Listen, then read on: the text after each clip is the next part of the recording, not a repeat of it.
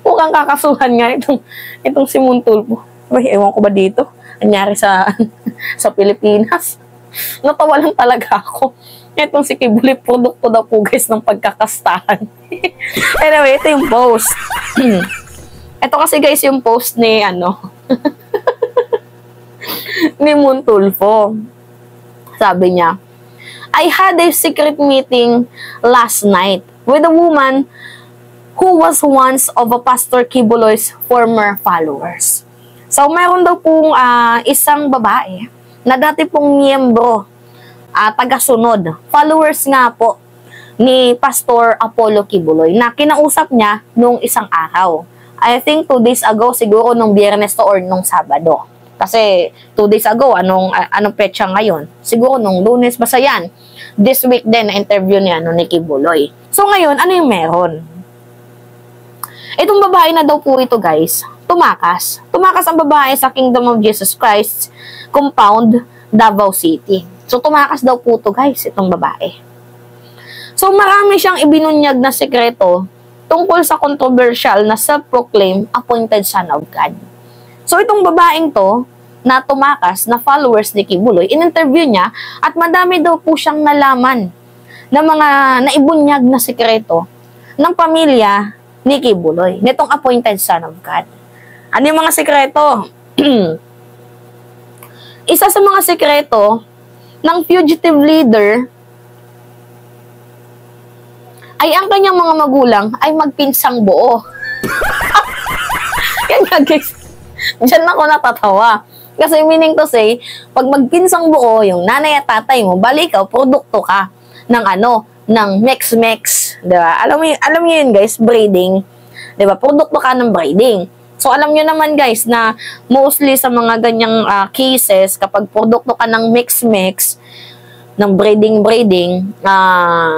usually natatak na sa mamamayang Pilipino na magkakaroon ka ng nasakit na may sakit sa isip, o hindi man, may kapansanan, diba? Kapag produkto ka ng mix ng breeding.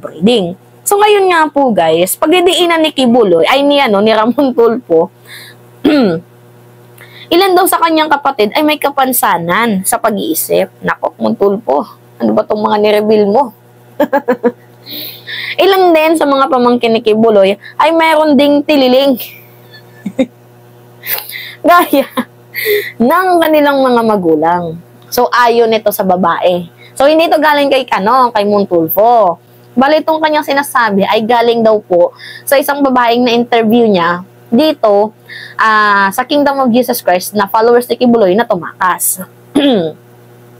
Dagdag niya pa, ang mga taong produkto ng incest o pagkakastahan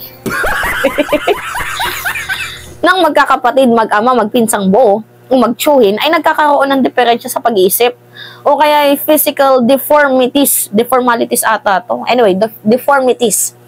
Yan po yung sabi ni Montulfo. Magtataka pa ba kayo kung bakit gano'n na lamang mag-isip itong si Kibuloy? Diyan po guys napikon. Itong kampo. Hindi ko alam kung napikon. Itong kampo ni Kibuloy, kung kaya't sabi nga po guys ng lawyer ni Kibuloy, pwede daw pong kasuhan ng libel case itong si Montulfo. Kaya ang tanong ko dito, Montulfo, pang ilan mo na to? Pero guys, ulitin ko sa inyo pag ang SMA na iba, maggagawa ng fake news, okay lang. Pero pag si Montulfo, bawal. Si Montulfo meron ngang di umano, allegedly, sabi niya nga, diba? Ebidensya, meron siyang babaeng in-interview na miyembro daw po ng Kingdom of Jesus Christ. Pero, hanggat hindi pa po yan guys nilalabas ni Montulfo, mananatili po itong chismis lamang. Ayon pa guys sa paglilinaw ng kampo ni Kibuloy, itong Facebook post na ginawa ni Montulfo ay pwede daw pong palagpasin nila. Pero, pag iginaryo na daw po ito ni Montulfo, yung 7 million followers daw po ni Kingdom of Jesus Christ, Pastor Apollo Kibuloy, ready to fire na daw po. Ready daw po silang magkaso dito kay Montulfo. Yan po guys yung nila, yung pagsisiwalat nila. Anyway guys, para sa akin, yung mga ganitong bagay, hindi na to dapat patulan. Eh, alam niya naman si Montulfo na isa ding may tililing yan. Diba? Ilang beses na yan nabugbog. Siguro pasmado na yung utak niya ni Montulfo. Ba't niya pa, ba't niya pa pinatulan? Diba? Eh, parang kayong pumapatol sa sa baliw din. Ano yan? Baliw versus baliw? Diba? Yung mga post na ito, guys, actually, hindi to sa totoo lang pwedeng totoo, pwedeng hindi. Pero, itong nanay at tatay kasi ni Kibuloy, patay na. So, respeto na lang sa taong namatay na, no, para sa akin. Huwag niyo akong iba siya, baka sinasabi niyo kumakampi ako kay Kibuloy. Hindi Kasi dapat yung mga namayapang tao, nire-respeto na yan. Huwag nang isama sa So, okay, inubo kasi ako. Huwag niyo nang isama sa argumento. Yan, guys, yung yung akin lang. Huwag niyo nang isama sa argumento. Kumbaga, ipagpalagay na lang natin 'di ba? Ito si President Marcos, yung kanyang tatay, patay na tapos inuungkat pa din yung martial law. Hindi naman si President Marcos yung gumawa ng martial law, yung tatay niya. So bakit dinadama yung anak? So ngayon, ito yung kaso ni Kibuloy, kaso niya na yan. Bahala na siya. 'Di ba? Kanya na yan, diskarte niya na yan kung paano niya yan kung paano niya na yan i-handle. Hindi yung namayapa na nga yung tao tapos, 'di ba? Idadamay pa. Parang, 'di ba?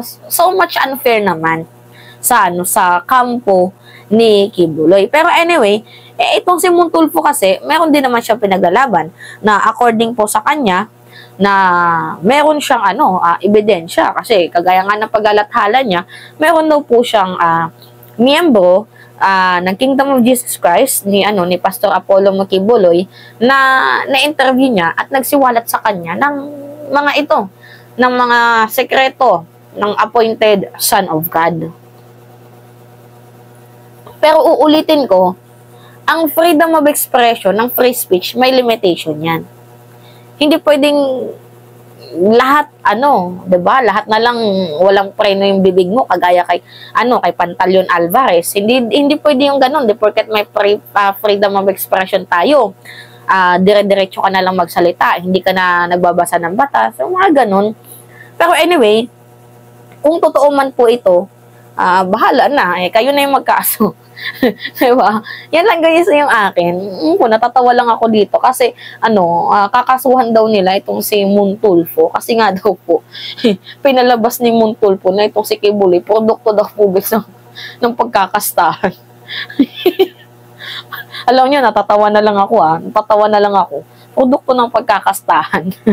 Anyway, kaso yan ni Montulfo, wala akong pakialam dyan. Kanya yan. Pero ang akin lang dito, whether kalaban nyo man or hindi, maging maging sensitibo din naman kahit papaano. Oo, aminado tayo na may galit tayo kay Kibuloy, pero yung yung idadama yung patay, pero ang pangit naman ata. Yun lang yung akin doon. Hindi ko kinakampihan yung kapwa ni Kibuloy, pero yung idadama yung patay, yung mga namayapa na. Kasi ang sakit din bilang anak, titirahin yung magulang mo. Masakit yan. Kahit alam naman natin may kasalanan na itong si Kibuloy, yung maging sana tayo, kahit paano maging makatao pa din. 'Di ba? Kung pwede na lang sabihin ni Montulfo na itong si Kibuloy ay may ganyan sa pag-iisip. Si Kibuloy na lang sana. Huwag niya nang idama yung nanay at tatay kasi yung nanay at tatay namayapa na yan. Napaka-malicious yung post na to. Sobra na. So masyado nang nag-exceed sa limit itong si Montulfo. Anyway, kung totoo man yan, Montulfo medyo below the belt din naman. Kasi anong connect doon sa kaso ni Kibuloy sa, di ba? Sa magulang niya, di ba? Anyway, yun lang. It's me again guys, si Mimali siya nyo at nagbabalik ulit para sa ating panibagong video.